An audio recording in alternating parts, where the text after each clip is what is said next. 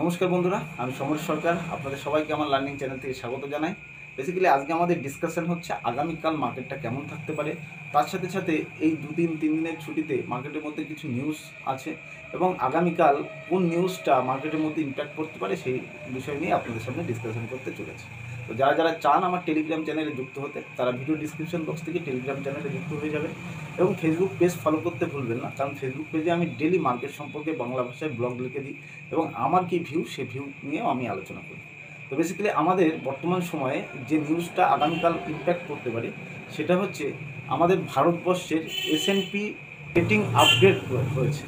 Upgrade হয়েছে মানে আগে ছিল -BBB, এখন স্টেবল বি। যে কোনো দেশের যখন রেটিং আপগ্রেড হয় তখন সেই দেশের উপরে ভালো ইম্প্যাক্ট পড়ে এবং সেটাকে পজিটিভ ভিউ হিসাবে নেওয়া হয়। তার কারণ কোনো কর্পোরেট সেক্টর যদি মনে করেন যে ফরেন কান্ট্রি থেকে কোনো লোন নেবেন, সেক্ষেত্রে সেটাকে সস্তা দামে পাওয়া যায়।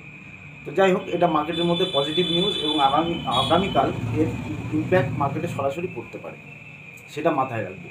এবার ডিসকাশন করবো যে কোন কোন লেভেলগুলো আমরা মাথায় রাখতে পারি। দেখুন, এই যে পজিটিভ নিউজ, এই পজিটিভ নিউজের জন্য যদি খুব বেশি বড় গ্যাপ আপ হয় তাহলে আপনি কিছুই পাবেন না। যদি খুব বড় গ্যাপ আপ না হয়, ফ্ল্যাট হয় বা 100 পয়েন্ট 50 পয়েন্টের গ্যাপ আপ হয়, তবুও আপনি কিছুটা করতে পারবেন, কিন্তু 400-500 পয়েন্ট গ্যাপ আপ হলে আপনি কিছুই করতে পারবেন না। আমি নিজে পার্সোনাল ভিউ রাখছি যে খুব বেশি বড় গ্যাপ আপ যদি হয় তাহলে আমি কালকে অ্যাভয়েড করবো নিফটিকে এবং অন্য স্টক খুঁজে বের করার চেষ্টা করব, সেখান থেকে চেষ্টা করব অপ্রোচ করার।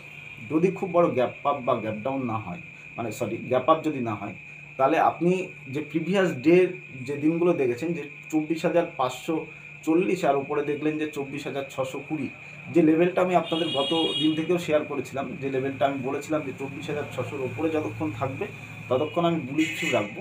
যদি বড় ধরনের গ্যাপ আপ যদি না হয়, তাহলে যদি ফ্ল্যাটের আশেপাশে বা 24,600-র আশেপাশে যদি মার্কেটকে পাই, তাহলে একটা অপ্রোচ নেওয়ার চেষ্টা করব। সেটা হচ্ছে ফার্স্ট টার্গেট রাখার চেষ্টা করব 24,660, যেটা প্রিভিয়াস ডে হাই, এবং সেকেন্ড টার্গেট রাখার চেষ্টা করব 24,720 একটা হার্ডেল জোন আছে, সেটা মাথায় রাখতে হবে।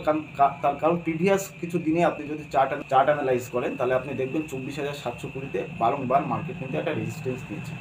তো আপসাইডের দিকে 24,600-র উপরে বাই অন ডিপে থাকবার চেষ্টা করব এবং প্রথম টার্গেট 24,660, সেকেন্ড টার্গেট 24,720। যদি 24,720 ওভার করে উপরের দিকে থাকতে থাকে তখন 24,780 বা 800-র আশেপাশে আপনি দেখতে পারবেন।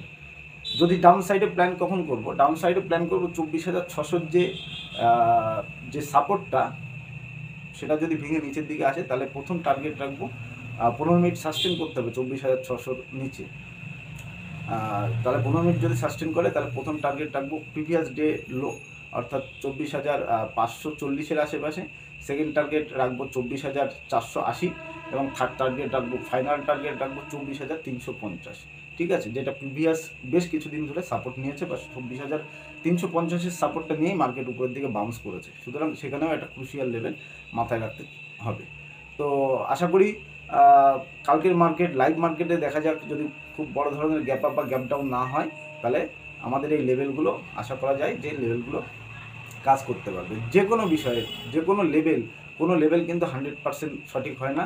সুতরাং লাইভ মার্কেটেই আপনি অপ্রোচ করতে পারবেন। বাকি যে কোনো ট্রেডিং বা ইনভেস্টমেন্ট করবার আগে আপনি আপনার ফিনান্সিয়াল অ্যাডভাইজারের সাথে কথা বলে নেবেন। সবাই ভালো থাকবেন। গুড নাইট সবাইকে, বাই বাই।